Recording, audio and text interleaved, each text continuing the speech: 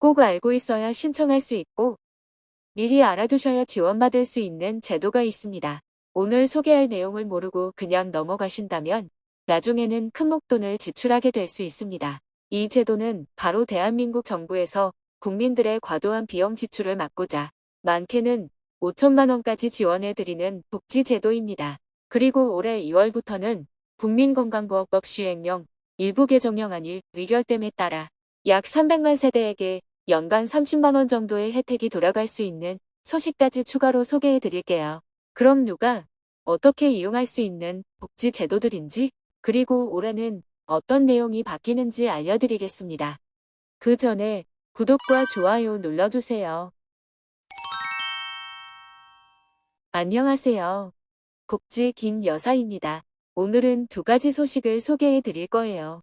먼저 첫 번째는 의료비와 관련된 내용인데요. 사람이 살다 보면 언젠가 한 번쯤은 지출하게 되는 비용 바로 의료비입니다. 누군가에게는 작은 비용이 될 수도 있고 어떤 때에는 큰 목돈을 지출하게 될 수 있죠. 그래서 대한민국 정부에서는 국민들의 과도한 의료비 부담을 덜어드리고자 이 제도를 시행했습니다.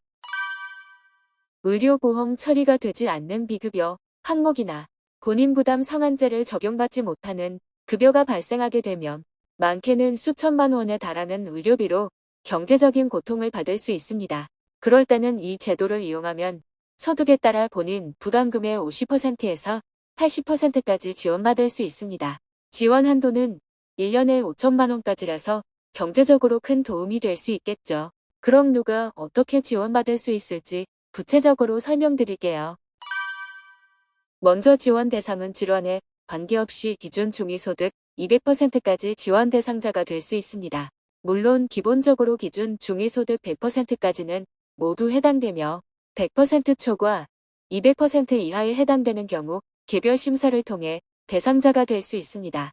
2024년 기준 중위소득을 보면 기준 중위소득 100%는 1인 가구 220여만 원, 2인 가구 368만 원, 3인 가구 471만 원, 4인 가구 572만 원 이하가 해당되며 기준 중위소득 200%는 1인 가구 445만 원, 2인 가구 736만 원, 3인 가구 942만 원, 4인 가구 1145만 원 이하가 해당되네요.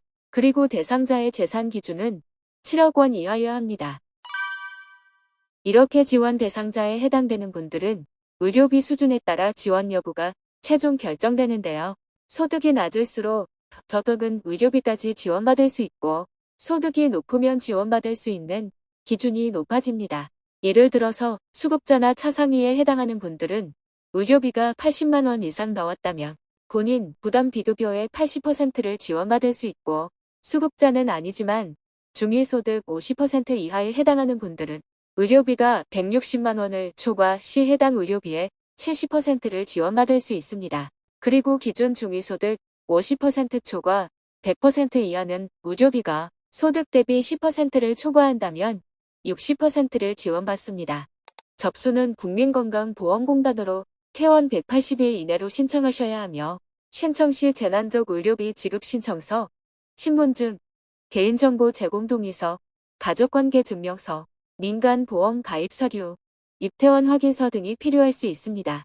우리나라는 건강보험 제도가 효과적으로 운영되어 보통은 과도한 의료비 부담이 없습니다. 그러나 갑작스럽게 비급여나 본인 부담금이 증가하면 예상치 못한 상황에 놓일 수 있습니다.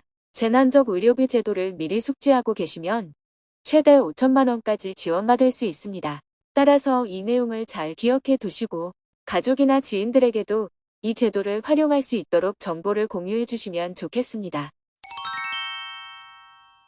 두 번째 소식은 국민건강보험법 시행령 일부 개정령안 의결 소식입니다. 주요 내용을 요약해 보면 지역가입자 333만 세대가 1년에 약 30만 원 정도의 혜택을 받을 수 있게 되었는데요.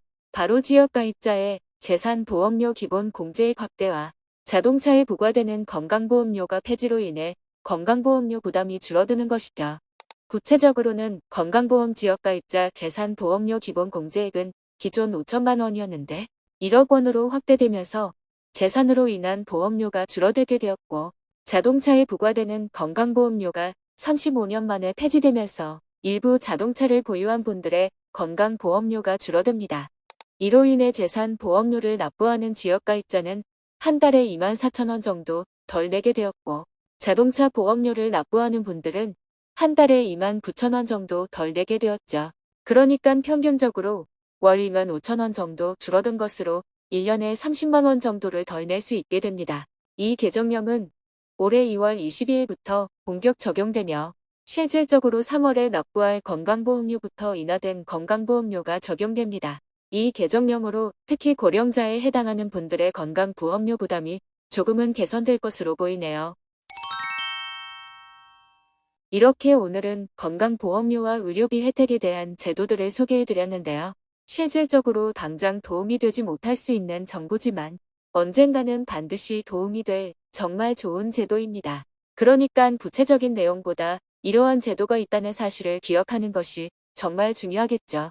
그리고 주변 지인이나 가족에게도 내용 공유해 주시면 더욱 좋겠네요. 오늘 영상이 유익하셨다면 구독과 좋아요 부탁드립니다.